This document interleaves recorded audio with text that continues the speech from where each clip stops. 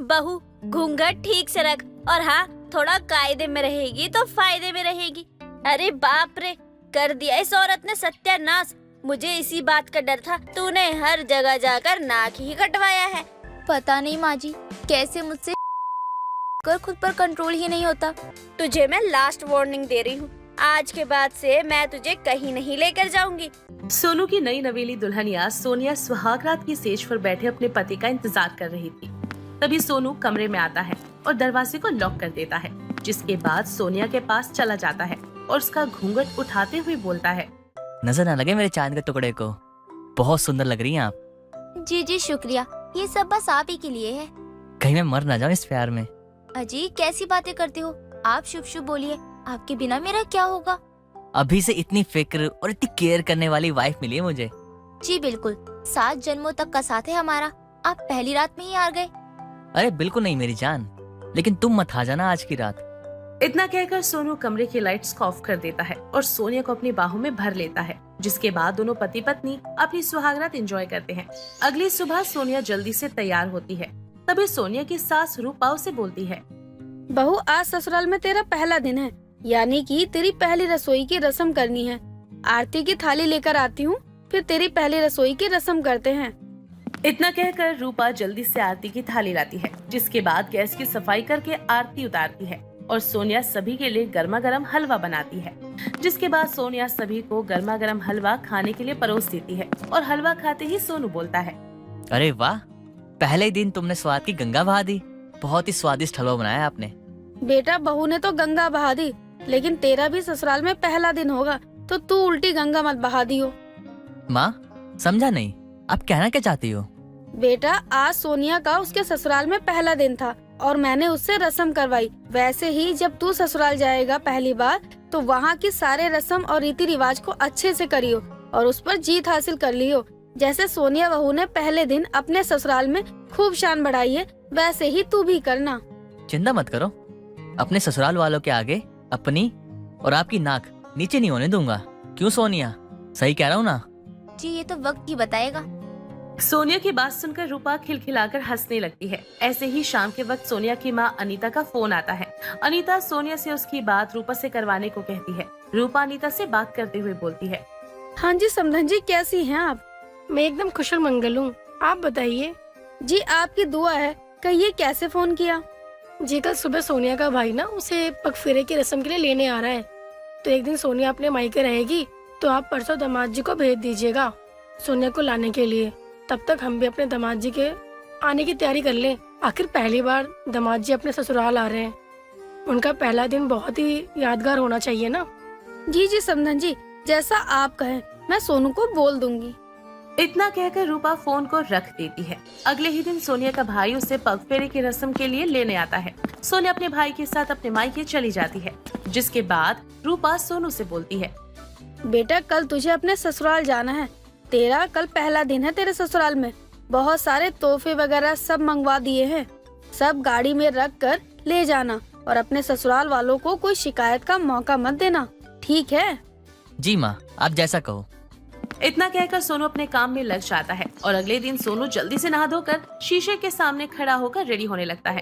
अच्छे से रेडी होने के बाद सोनू अपनी गाड़ी की चाबी को उठाता है और अपने ससुराल के लिए निकल पड़ता है। ससुराल पहुंचते ही सोनू देखता है कि बहुत सारे लोग गेट पर उसके वेलकम के लिए खड़े हुए हैं। सोनू की सास अनीता हाथों में आरती की थाली लिए हुए से बोलती है, आ गए दामाद जी आप, लो मैं अपने दामाद जी की आरती उतार लूं। आज उनका पहला दिन है ना अपने ससुराल में, नजर न लगे मेरे दामाद जी को किसी की। इतना कहकर अनीता सोनू की आरती उतारती है और उसके ससुराल वाले उसका वेलकम करते हैं। सोनू को एक खूबसूरत से सोफे पर बैठाया जाता है और घर के सभी लोग उसके आसपास झुंड बनाकर बैठ जाते हैं, जिसे देखकर सोनू मन ही मन में सोचता है, यार मैं पहली बार ससुराल आया हूँ या फिर आपकी अदालत के शो पर आया हूँ। ये सब लोग ऐसे बैठ गए जैसे कि अभी मुझ पर सवालों की गोलाबारी करने वाले हैं। कुछ देर बाद सोनू के आगे नाश्ते की 10-12 चीजें टेबल पर सजा दी जाती हैं और सोनिया का मामा विक्रम सोनू को बोलता है, अरे दामाद जी शर्माइए मत, ये सब कुछ आपके लिए ही मंगाया है। ये मट्ठी, कचौड़ी, समोसे, रबड़ी, जलेबी, ढोकला, ठेपला सब कुछ आपके लिए मंगाया गया है। आपका जो मन करे आप वो खाइए। जी इतना सब करने की क्या जरूरत थी? जरूरत कैसे नहीं है, दामाद जी का ससुराल में पहला दिन है, खातिरदारी में कोई कमी थोड़ी ना छोड़ेंगे। खाइए खाइए। जोर जबरदस्ती करके सभी रिश्तेदार सोनू को कुछ न कुछ खिला देते हैं, जिससे सोनू का पेट एकदम से फूल जाता है और उसे जोर से सुसु आने लगती है और बेचारा खुद से बोलता है, यार इन लोगों ने मुझे इतना खिला पिला दिया, अब इतनी जोर से सुसु आया है। इतने बड़े घर में कहाँ जाऊं, किससे पूछूं? पूछने में भी शर्म आ रही है। यार दामाद बनकर भी कितना कुछ बदल जाता है। मुझे नहीं पता था कि पहले दिन ऐसा होगा। अरे यार रुक जा, क्या हो रहा है, रुक। सोनू इतना बड़बड़ा ही रहा होता है कि तभी सोनिया उसके पास आती है और उससे बोलती है, जी क्या हो गया आपको? अकेले में क्या बड़बड़ा रहे हो? अच्छी नहीं लगी क्या मेरे घर वाले आपको? घर वाले तो बहुत अच्छे हैं, लेकिन मुझे बहुत जोर से सुसु आई है। जल्दी से बता दो टॉयलेट कहाँ है, वरना पहले दिन ही मेरी इंसल्ट हो जाएगी। पहले क्यों नहीं बताया? मेरे साथ मेरे कमरे में चलिए। सोनिया जल्दी से सोनू को अपने कमरे में ले जाती है, जिसके बाद सोनू वॉशरूम चला जाता है और फ्रेश होकर बाहर आ जाता है। तभी सोनिया कहती है, अब अच्छा लग रहा है आपको? हाँ यार बहुत अच्छा लगा। सब लोगों ने एक एक करके मुझे इतना ज्यादा खिलाया कि मेरा पेट फुल हो गया। मुझे तो रुका ही नहीं जाता। इतने सारे लोगों के बीच में अपनी पत्नी से 2 बातें करने का मौका ही नहीं मिला, लेकिन अब तुम मेरे साथ हो तो एक झप्पी पप्पी बनती है। अजी कोई आ जाएगा, कैसी बातें करते हो आप? मेरी बीवी है, मेरा ससुराल है। इतना कहकर सोनू जैसे अपनी आंखें बंद करके सोनिया को अपनी बाहों में भरने लगता है कि तभी वहाँ अनीता आ जाती है और बोलती है, अरे अरे दामाद जी, ये क्या कर रहे हैं? मैं सोनिया नहीं हूँ, आके खोल कर देखिए। सॉरी मम्मी जी, सॉरी, मुझे पता ही नहीं चला। दामाद जी मैं आपको नीचे बुलाने के लिए आई थी, वो कुछ रस्म करवानी थी ना। चलिए आप मेरे साथ। अनीता सोनू और सोनिया को दूर करके नीचे ले जाती है, जहाँ सोनू से काफी तरीके की रस्में करवाई जाती हैं। सोनू सभी रस्मों को अच्छे से निभाता है। कुछ देर बाद खाने का वक्त हो जाता है और सोनू के आगे 56 भोग का बना हुआ थाल रखा जाता है, जिसे देखकर सोनू दंग रह जाता है और बोलता है, ये सब क्या मेरे लिए? जी हाँ दामाद जी, सब कुछ आपके लिए ही है। आपको ये 56 के 56 भोग खत्म करना है आज। जी कैसी बात कर रहे हैं आप? आपका दामाद हूँ, कोई भेड़ बकरी नहीं। थोड़ी ना इतना सारा खाना खा सकता हूँ। जी समझा कीजिए, पहला दिन है आपका, पूरी सहजा वाली फीलिंग तो देंगे ना हम आपको। आखिरकार हमारी इज्जत का सवाल है। आप थोड़ा थोड़ा ही सही, लेकिन 56 भोग को खा लीजिए। हम सबका दिल रख लीजिए। क्यों, सही कह रहा हूँ ना मैं? हाँ हाँ सही कह रहे हैं। ठीक है, खा लेता हूँ। बेचारा सोनू जैसे तैसे करके 56 भोग को इत्तू इत्तू करके खाता है और इत्तू इत्तू में उसका पेट जो है गले तक भर जाता है। तब विक्रम उसे ठंडा पान देते हुए बोलता है, लीजिए पान खा लीजिए। खाना खाने के बाद पान खाने का मजा ही अलग है। जी अगर मैंने एक दाना और भी खाया तो मैंने जो कुछ भी खाया ना वो सब बाहर आ जाएगा। मैंने इतना सारा खा रखा है। है दामाद जी, क्या हो गया आपको? आपको अच्छा नहीं लगा क्या? नींबू पानी, स्प्राइट, लिम्का, लेमन सोडा, इनो कुछ मंगाऊं क्या मैं आपके लिए? गैस हो गई है क्या आपको? आप बोलो तो अभी लेकर आते हैं। नहीं मम्मी जी, कुछ लेकर मत आइए, मैं ठीक हूँ। जैसे तैसे सोनू का ससुराल में पहला दिन गुजर जाता है और अगले दिन सोनू सोनिया को लेकर वापस अपने घर आ जाता है। जहाँ आते ही रूपा उससे बोलती है, आ गया बेटा तू? कैसा रहा पहला दिन ससुराल में? माँ बस पूछो मत कैसा रहा। मुझे नहीं पता था कि दामाद होने के बाद जिंदगी इतनी बदल जाती है। ससुराल का पहला दिन मेरे लिए इतना एडवेंचर रहा, आज तक मैंने इतनी सारी खतरनाक राइड ली नहीं होगी जितना खतरनाक मुझे अपने ससुराल का पहला दिन लग रहा था। मैं इस दिन को कभी जिंदगी भर भूलूंगा नहीं। अगर गलती से छींक भी देता तो मुझे आईसीयू ले जाते। फिर भी आपका बेटा हर चुनौती पे खड़ा रहा माँ। अब मुझे आराम चाहिए, मैं जा रहा हूँ। इतना कहकर सोनू अपने कमरे में चला जाता है, जिसके बाद सोनिया अपनी सास को उसके मायके में हुई सारी बातें बताती है और दोनों खूब खिलखिलाकर हंसते हैं। सोनू के जीवन में उसके ससुराल का पहला दिन सबसे अच्छी याद और सबसे नर्वसनेस भरा दिन बनकर हमेशा के लिए उसकी यादों में कैद हो जाता है। राधिका किचन में रोटियां बना रही होती है, तभी पीछे से राधिका का पति रोहन आता है और वो राधिका को बाहों में भरकर हग कर लेता है। राधिका अचानक से डर जाती है और बोलती है, क्या रोहन, आप भी ना? आपने तो मुझे डरा ही दिया था। अरे मैं रोटियां बना रही हूँ, वैसे ही पसीने में भीग चुकी हूँ। आप जाइए अपना काम करिए, पर मुझे अपना काम करने दीजिए। आपको भी तो ऑफिस जाने के लिए देर हो रही है ना। जल्दी से मुझे खाना बनाने दीजिए, और भी काम है मुझे उसके बाद। हाँ तो मैं कहाँ मना कर रहा हूँ, मैं तो खुद ही बोल रहा हूँ कि ठीक है कर लो काम, लेकिन ऐसे ही, क्योंकि मैं तो नहीं छोड़ने वाला। तुम्हें छोड़ने का ही मन नहीं करता मुझे तो। क्या रोहन, आप भी ना? सुबह सुबह कैसी बातें कर रहे हैं? अरे अगर काम आप नहीं करोगे तो मैं भी नहीं करूँगी क्या? आपको ऑफिस जाना है, आपने खुद मुझसे कहा था कि आपको आज बहुत जरूरी काम है और अब आप यहाँ मेरे साथ खड़े हो गए हैं। अरे मेरे साथ बातें करने लग जाओगे तो पूरा दिन यही निकल जाएगा। मुझे पता है कि आप मुझसे बहुत ज्यादा प्यार करते हो, मेरे बिना आपका एक पल भी बहुत भारी पड़ता है, लेकिन क्या करें, ये तो हमारी जिंदगी का ही हिस्सा है ना। हमें एक दूसरे के साथ बहुत बेहतर पल बिताना है, इसलिए अभी कुछ पलों को भूल जाना पड़ेगा। हाँ, ये तुमने बिल्कुल सही कहा। तुम्हें पता है, जब भी तुम काम करती हो तो मुझे बिल्कुल भी अच्छा नहीं लगता है। मैं बस यही सोचता हूँ कि तुम्हें कुछ करना ना पड़े, सारे काम मैं करूँ। ये तो मेरी किस्मत है कि मुझे इतना प्यार करने वाला पति मिला है, लेकिन रोहन अब ना बहुत हो गया है। अब अगर आप ऐसे ही करते रहोगे तो क्या होगा? आपको भी देर हो रही है, थोड़ी देर बाद आप भी बोलेंगे कि ये काम रह गया, वो काम रह गया, और मुझे बहुत गुस्सा आ जाएगा। अगर आप मुझसे प्यार करते हो तो चलो अब आप भी अपने काम पर लग जाओ और मुझे अपना काम करने दो।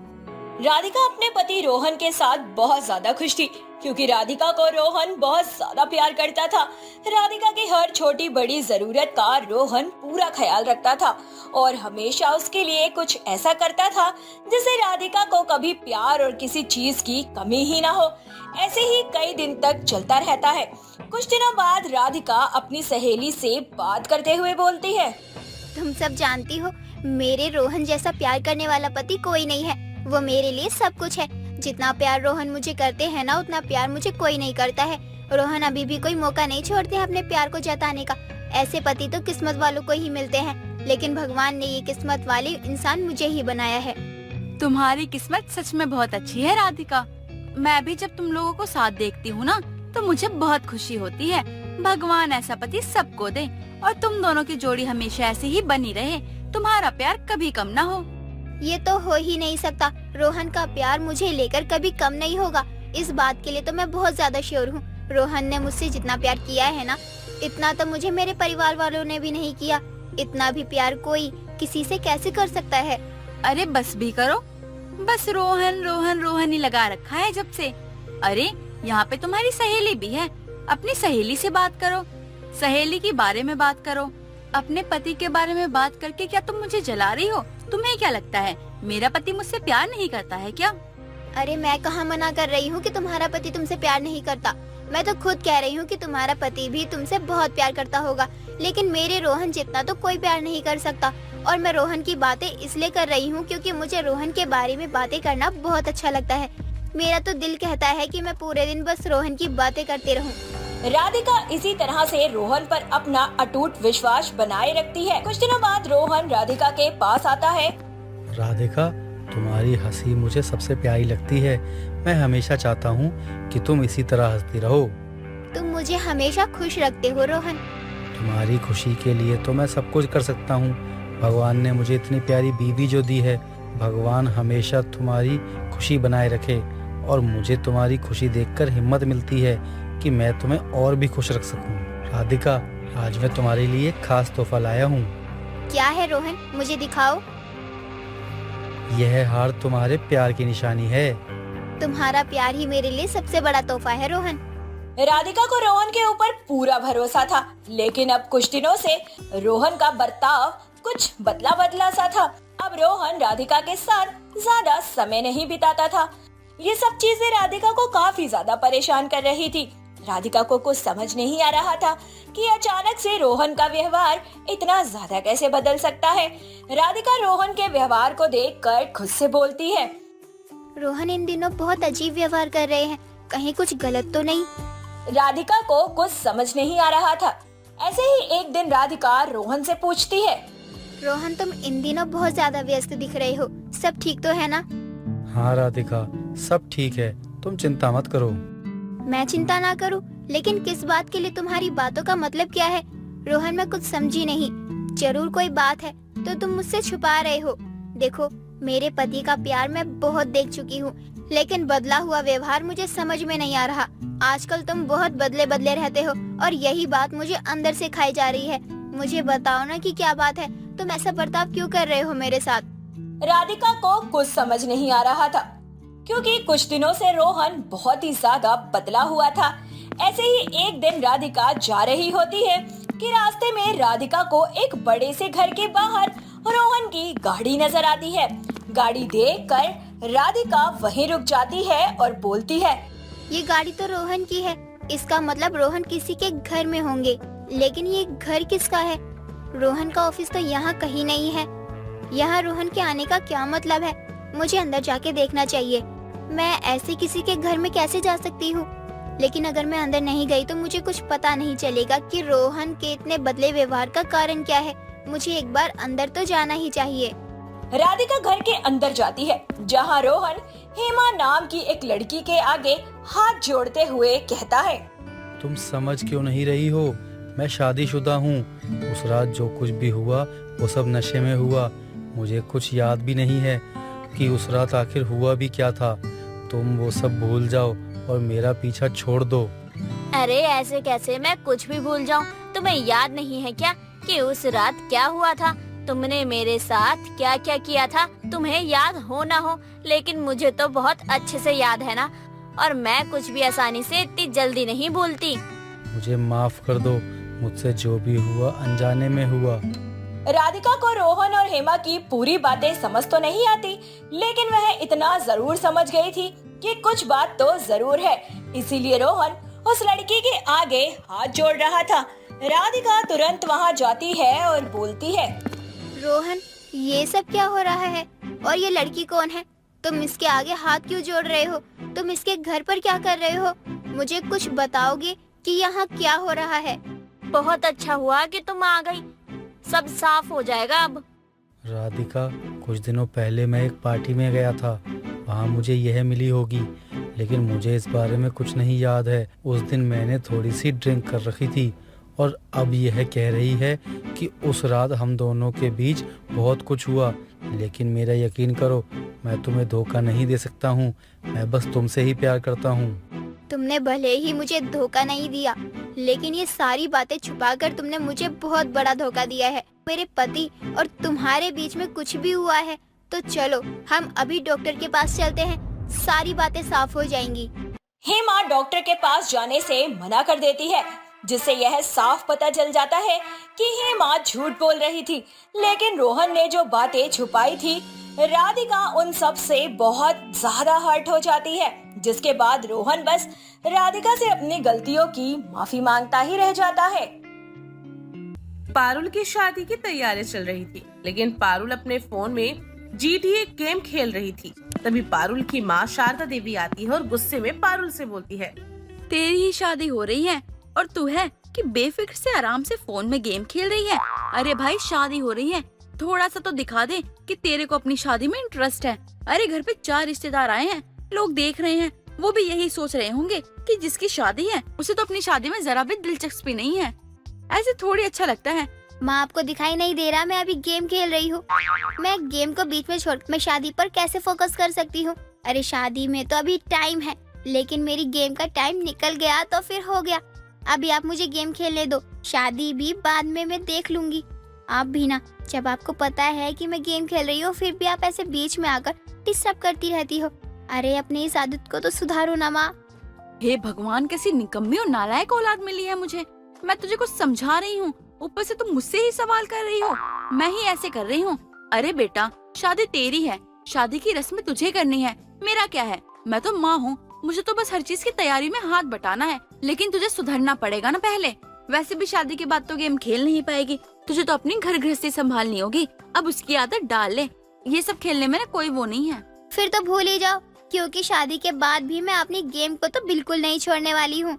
हाँ, ये जरूर हो सकता है कि अगर मेरी सासू माँ खेलना चाहे तो मैं उन्हें भी खिला सकती हूँ अपने साथ। अब मैं किसी चीज के लिए अपनी गेम में कॉम्प्रोमाइज तो कर नहीं सकती हूँ ना। और शादी हो रही है, इसका मतलब ये थोड़ा है कि मुझे आजादी ही नहीं मिलेगी कुछ भी करने की। मुझे तो अपने गेम पसंद है और अपने गेम पर मैं पूरा फोकस करूंगी, इसलिए मैं गेम खेलूंगी और अपने घर को जैसे तैसे संभाल लूंगी। अब मेरे घर वालों को वो पसंद है तो इसमें मेरी कोई गलती नहीं होगी, क्योंकि अब बहू मिली ही गेम खेलने वाली है तो ये उम्मीद भी कैसे कर सकती है कि मैं उन्हें अच्छी लगूंगी। तेरी हरकतों से तो मुझे यही लग रहा है कि तू ससुराल जाके मेरी नाक ही कटवाएगी। भगवान बस इतनी मेहरबानी करना कि ये ससुराल जाके मेरी नाक न कटवाए, वरना तो लोग मुझ पे हंसेंगे। कैसी बेटी है, ससुराल में गई और ससुराल को संभाला भी नहीं ठीक से। तुझे अच्छा लगेगा क्या? हर कोई तेरी माँ को ताने मारेगा। तेरी माँ ने तुझे कुछ सिखाया भी नहीं है, और अगर सिखाया भी है तो तू पूरे दिन फोन में घुसी रहती है। ऐसा नहीं कि फोन में कुछ खाना बनाना भी सीख ले। खुद तो सुनेगी ही, साथ में माँ को भी सुनवाएगी। माँ सच में बहुत देर से चुप हूँ क्योंकि मेरी गेम चल रही है और फिर भी आप समझ ही नहीं रही हो। अरे गेम अभी मेरे लिए बहुत इम्पोर्टेंट है। शादी के रस्म वगैरह करने के लिए तो आपने सारे मेहमानों को बुला लिया है ना, उनसे रस्म करवाओ ना। मेरा क्या है, मैं तो होने वाली दुल्हन हूँ ना, मुझे तो आराम ही करना चाहिए और आराम तो मेरी गेम में है, इसलिए मुझे गेम खेलने दीजिए। अब मुझे लगेगा कि मैं गेम थोड़ा सा बोर हो गई हूँ तो मैं खुद आ जाऊंगी। आपको मेरे बोलने की जरूरत नहीं पड़ेगी, ठीक है? अब जाइए यहाँ से अपना काम कीजिए। आपको भी तो कितने सारे काम है, आपकी बेटी की शादी जो है। हाँ बेटा, तेरी शादी होएगी ना तो घर में शांति रहेगी, क्योंकि तू तो शांति लेकर आने वाली है नहीं। जब देखो जब फोन में घुसी रहती है। आसपास क्या हो रहा है, क्यों हो रहा है, तुझे कुछ मतलब ही नहीं होता है। अपनी माँ से तो तूने आज तक मतलब रखा नहीं है। ससुराल जाने के बाद अपने पति से थोड़ा मतलब रख लियो, ताकि तेरा पति तुझसे गुस्सा ना हो जाए, क्योंकि तू नए घर में जा रही है। शारदा वहाँ से चली जाती है और कुछ दिनों बाद पारुल की शादी हो जाती है। शादी के बाद पारुल अपने ससुराल जाती है। ससुराल आने के बाद पारुल सारे घर का काम तो कर रही थी, लेकिन फोन में लगे हुए। और ऐसे ही एक दिन जब गेम खेलते हुए वो झाड़ू लगा रही थी, तभी उसके सामने निर्मल आ जाती है और पारुल को देखते हुए कहती है, बहू एक टाइम पर एक ही काम करना चाहिए, तुझे बताया नहीं क्या किसी ने? अगर फोन में गेम खेलनी है तो पहले गेम ही खेल ले, घर के काम बाद में करती रही हो। ऐसे तो तू दोनों ही चीज बर्बाद कर देगी ना। बिल्कुल सही कहा माँ जी आपने। मुझे भी यही लगता है कि हमें एक टाइम पर एक ही काम करना चाहिए। तो एक काम करो, आप ये झाड़ू लगा लो, मैं अपनी गेम खेल लेती हूँ। बहू अब क्या मैं झाड़ू लगाऊंगी और तू आराम से बैठी रहेगी? ये तुझे क्या ठीक लग रहा है? माँ जी मैं झूठ नहीं बोल रही हूँ, मुझे ना कुछ भी ठीक नहीं लगता है। मुझे तो बस एक चीज अच्छी लगती है, वो है मेरी गेम। और मैं अभी गेम में पूरी तरह मगन हूँ। और गेम के अलावा बाहर की दुनिया में मुझे ना तो कुछ ठीक लगता है ना ही कुछ अच्छा लगता है। आपने ही कहा था एक टाइम पर एक ही चीज अच्छी करनी चाहिए। मैं अभी एक ही चीज कर रही हूँ, दूसरी चीज आप कर लीजिए। इतना तो आप भी कर सकती हो ना अपनी बहू के लिए। अब मैं भी क्या ही बोलूं, तुझे इतने प्यार से बोल रही हूँ, तुझे मना करने का भी मन नहीं कर रहा। चल कोई बात नहीं, तुझे गेम खेलनी है ना तो तू एक काम कर, गेम खेल ले। मैं तब तक झाड़ू लगा देती हूँ, थोड़ी देर बाद तू सारा काम कर लियो। पारुल इतना बोलकर भी झाड़ू को अपनी सास के हाथ में थमा देती है और अपने कमरे में चली जाती है। निर्मला को भी अपनी बहू का ये सब कुछ करना बचपना सा ही लगता था, इसलिए वो कुछ नहीं कहती। लेकिन उसे क्या पता था कि बहू का ये बचपना नहीं बल्कि उसकी बहू की समझदारी है कि उसे गेम खेलना बहुत ज्यादा पसंद है। ऐसे ही दिन निकल रहे थे। कुछ दिनों बाद पारुल का पति अंकित पारुल से कहता है, क्या यार तुम पागल हो क्या? जब देखो तब फोन में लगी रहती हो। अरे इतना हैंडसम पति है तुम्हारा, कभी पति पे भी ध्यान दे दिया करो। अरे तुम्हें पता है लड़कियां मेरे पीछे ना कितनी मरती हैं और तुम हो कि फोन में घुसी रहती हो। वैसे तुम ये बताओ कि मैं तुम्हें कैसा लगता हूँ? अंकित जी आप मुझे तभी अच्छे लगते हो जब आप मुझे बिल्कुल भी डिस्टर्ब नहीं करते हो और मुझे अपने गेम खेलने देते हो। अगर अभी आपको वैसे ही अच्छा लगेगा तो प्लीज थोड़ा दूर होके बैठिए ना, मुझे गेम खेलने दीजिए। यार मैं तुमसे रोमांटिक बातें कर रहा हूँ और तुम हो कि फालतू की बकवास किए जा रही हो। अरे ऐसी बकवास ना मुझे बिल्कुल पसंद नहीं है। एक काम करते हैं, बाहर डिनर करने चलते हैं और जहाँ तुम बोलोगी ना वहीं चलेंगे। यहाँ काफी अच्छे अच्छे रेस्टोरेंट है, जहाँ तुम बोलोगी ना वहाँ चलेंगे। नहीं मैं नहीं चाहती, मैं तो बस अभी अपना गेम खेलना चाहती हूँ, जो कि तुम शांति से खेलने दो मुझे। अरे रेस्टोरेंट का क्या है, वहाँ तो कुछ भी नहीं रखा। वहाँ जाओ और बोर होते रहो, चुपचाप से खाना खाकर फिर घर वापस आ जाओ। अरे घर में दाल चावल बनाया है मैंने, वो खाओ। क्या बढ़िया दाल चावल बनाया है। मुझे डिस्टर्ब मत करो, मेरी गेम ना हाई लेवल की होती जा रही है। धीरे धीरे अब घर में हर कोई परेशान हो रहा था पारुल के GTA गेम की वजह से, क्योंकि पारुल कुछ दिनों से गेम को खेलते खेलते सीढ़ियों से नीचे गिर गई थी और उसका पैर भी फिसल गया था, जिस कारण उसका हाथ टूट जाता है। जल्दी से सभी लोग पारुल को डॉक्टर के पास लेकर जाते हैं।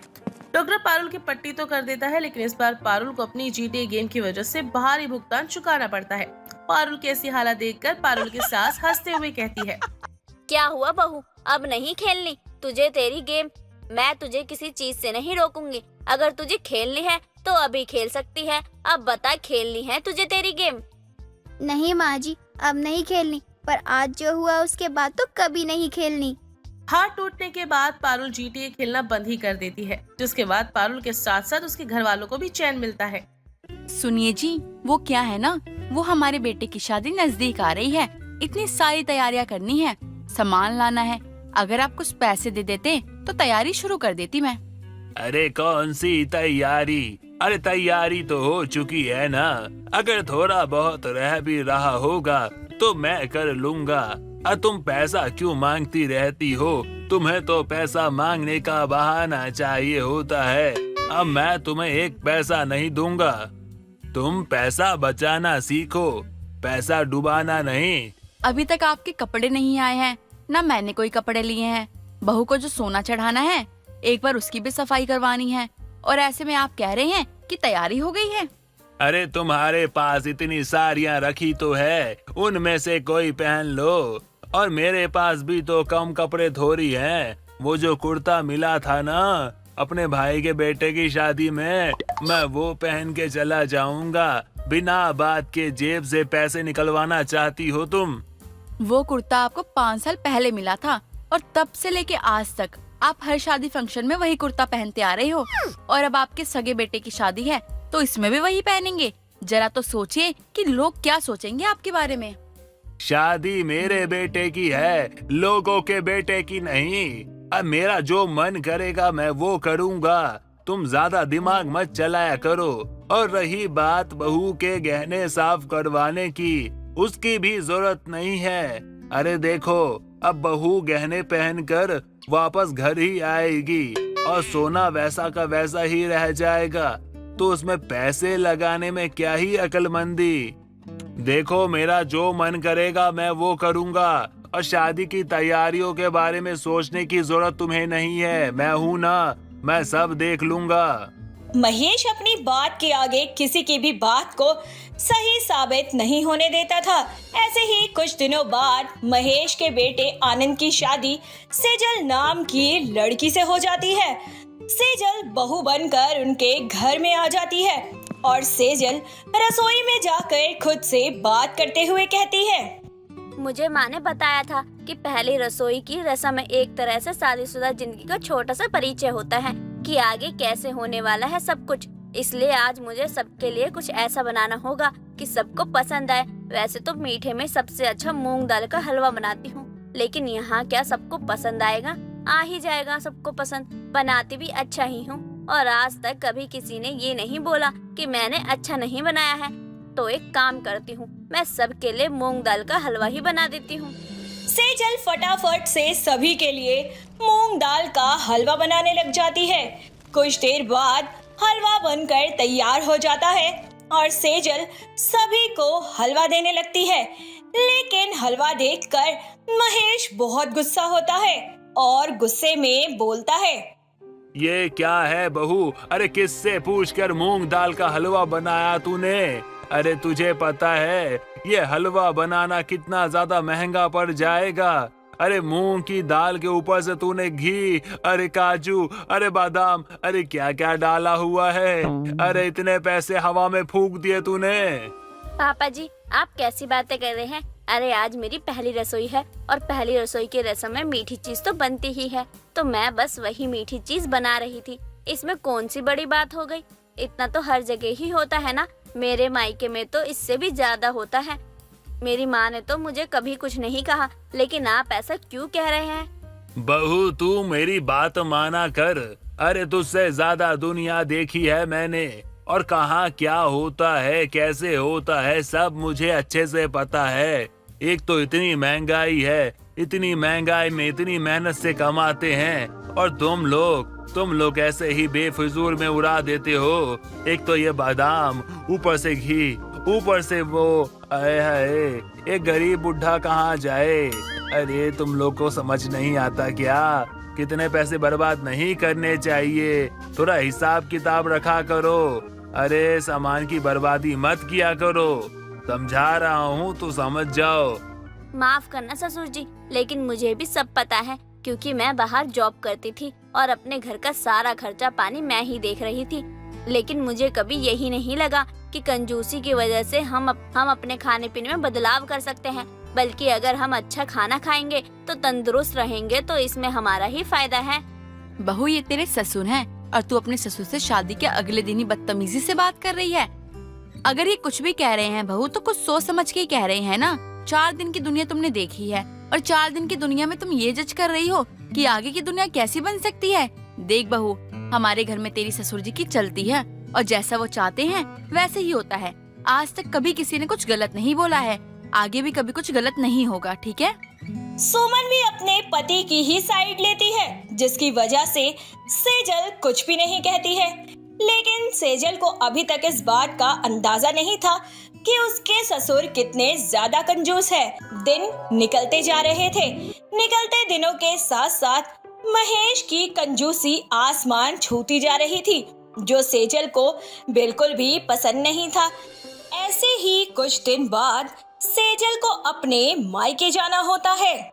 इसीलिए सेजल अपने ससुर के पास जाती है और अपने ससुर से बोलती है। ससुर जी, वो मुझे कुछ पैसे चाहिए थे। मैंने आपको पहले ही बताया था ना कि मुझे अपने मायके जाना है और मायके जाने के लिए कुछ पैसे तो लगेंगे, तो इसलिए आप कुछ पैसे दे दो, अच्छा होता। अरे बहू, पैसों की क्या जरूरत है तुझे? अरे तू मायके जा रही है तो तुझे पैसे ले जाने की क्या जरूरत है? वहाँ लोग तुझे ही पैसा देंगे, तुझे ही चीजें देंगे, तो तू पैसे लेकर यहाँ आ जाइयो। वहाँ ले जाकर क्या करेगी? लेकिन ससुर जी, बात को तो समझिए। मैं अपने मायके जा रही हूँ और मायके जाने के बाद वहाँ पर मुझे किसी को एक मिठाई का डब्बा तो देना ही पड़ेगा ना। मिठाई के डब्बा देने के लिए कुछ पैसे तो लगते हैं। मैं खाली हाथ कैसे जा सकती हूँ?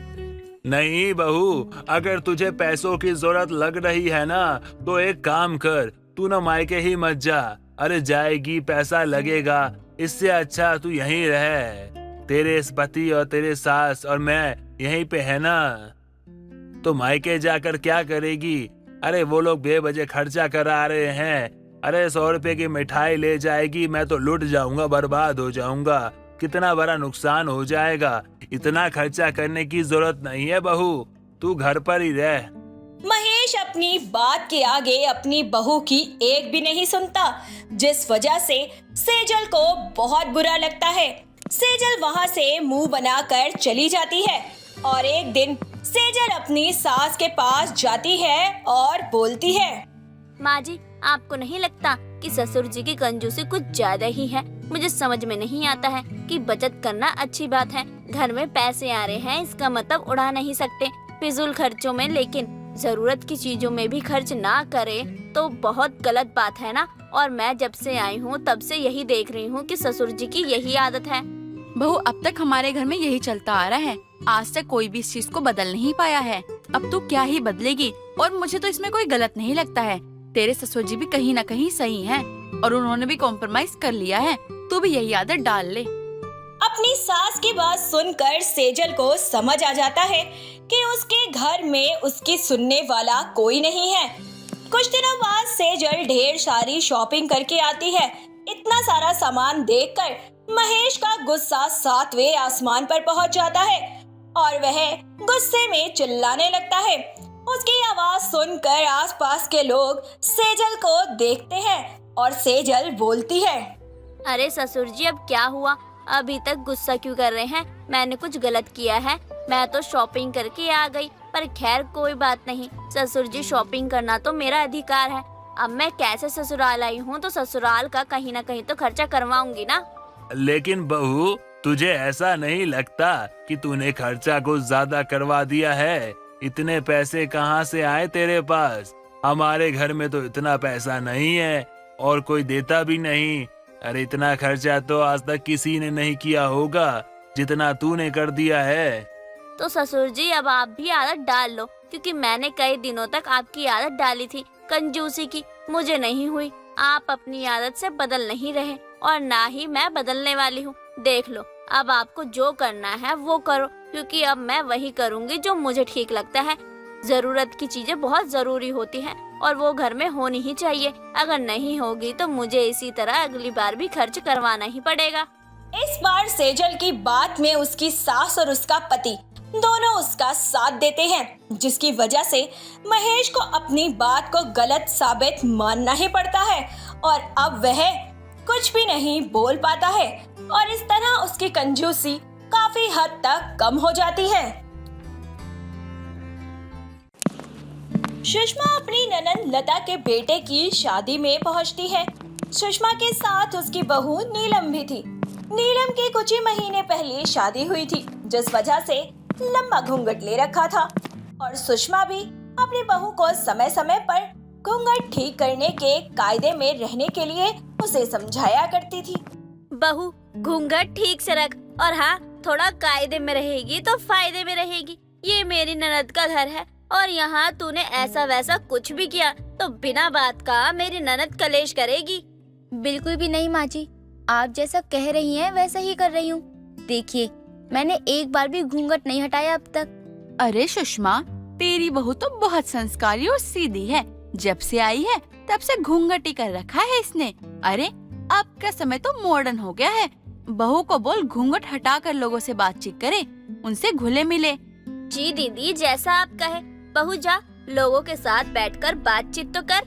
हाँ हाँ बहू, सब अपने ही लोग हैं। तुझे किसी तरह की कोई दिक्कत परेशानी नहीं होगी। अपनी सास की परमिशन मिलने के बाद नीलम अपना घूंघट हटा लेती है और कुछ देर बाद बारात जाने की तैयारी हो रही होती है और नीलम भी बारात में शामिल होती है। खूब नाच गाना करते हुए बारात जब लड़की वालों के घर पहुंचती है तो नीलम की नजर सबसे पहले खाने की चीजों पर पड़ती है और नीलम खाने पीने की चीजें देखकर खुद को कंट्रोल नहीं कर पाती और बोलती है, कंट्रोल नीलम, कंट्रोल कर। इतना अच्छा खाना देखकर तुझसे कंट्रोल नहीं हो रहा, लेकिन यहाँ तो लड़के वालों की तरफ से आई है और अगर कुत्तों की तरह तुझे किसी ने खाते देखा ना तो कहेंगे ये कितनी भूखी औरत है। इधर बारात दरवाजे पर आ चुकी थी और सुषमा अपनी बहू को ढूंढ रही थी। सुषमा की बहू नीलम सुषमा को कहीं नहीं मिल रही थी। वहीं दूसरी तरफ नीलम तो खाना खाने में लगी हुई थी, उससे कंट्रोल जो नहीं हो रहा था। क्या बात है, कितना अच्छा अच्छा खाना है यहाँ पर। इस खाने को देखकर तो मुझसे रहा ही नहीं जा रहा। क्या क्या खाऊं कुछ समझ में नहीं आ रहा। इतनी लजीज पकवान है। माँ जी ने तो दिल ही खुश कर दिया मेरा।